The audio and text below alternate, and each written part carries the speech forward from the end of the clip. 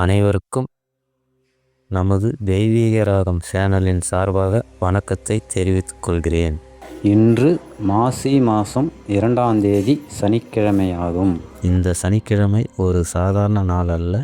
சிவனடியார்களும் சனி தோஷத்தால் அவதிப்படுபவர்களும் ஒரு மிகப்பெரிய பொக்கிஷம் காத்திருக்கிறது. அதுதான் மகா சனி பிரதோஷம். சனிக்கிழமையும் பிரதோஷமும் இணைவது ஏன் இவ்வளவு முக்கியம் என்பது உங்களுக்கு தெரியுமா? ஒருமுறை சனி பகவானுக்கே சிவபெருமான் ஒரு பாடம் புகட்டினார். அது என்ன கதை தெரியுமா? புராணங்களின்படி சனி பகவான் தன் நினைத்தவரை பிடித்து ஆட்டி படைப்பவர். ஒரு முறை அவர் சிவபெருமானையே பிடிக்க வேண்டுமென்று நினைத்தார். ஈசனிடம் சென்று உங்களை நான் பிடிக்கப் போகிறேன் என்றார்.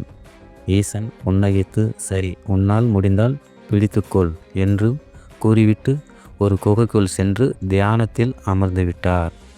அடுத்த நாள் மாலை வரை சனி பகவானால் ஈசனை நெருங்கவே முடியவில்லை. பிரதோஷ காலம் முடிந்ததும் ஈசன் வெளியே வந்து என்னால் உன்னை ஏமாற்ற முடிந்தது என்றார். ஆனால் சனி பகவான் சொன்னார், இல்லை இறைவா, நான் உங்களை பிடித்ததால் தான் நீங்கள் ஒரு குகைக்குள் ஒளிந்து கொள்ள வேண்டியதாயிற்று.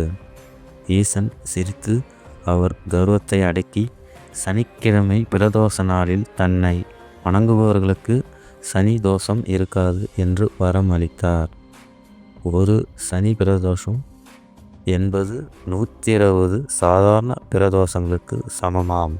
வாழ்க்கையில் தீராத பிரச்சனை, திருமண தடை அல்லது நீண்ட நாள் நோய் இருப்பவர்கள் 4 மணி முதல் 6 மணி வரை சிவாலயத்தில் நந்தி பெருமானை தரிசித்தால் போதும். அந்த நேரத்தில் நந்தியின் கொம்புகளுக்கிடையே சிவபெருமான் ஆடும் பிரதோஷ நடனம் தேவர்களுக்கே கிடைக்காத அரிய காட்சி. மறக்காமல் நந்திக்கு அருகம்புல் மாலை அல்லது பச்சரிசி வெல்லம் கொடுங்கள். ஓம் நமச்சிவாய என்ற மந்திரத்தை மனதில் சொல்லிக்கொண்டே இருங்கள். உங்கள் கஷ்டங்கள் அனைத்தும் அந்த ஈசன் பாதத்தில் கரைந்துவிடும். இந்த தகவல் உங்களுக்கு பிடித்திருந்தால் உங்கள் நண்பர்களுக்கு ஷேர் பண்ணுங்கள், லைக் பண்ணுங்கள்.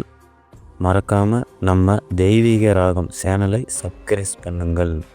ஓம் நமச்சிவாய வாழ்க.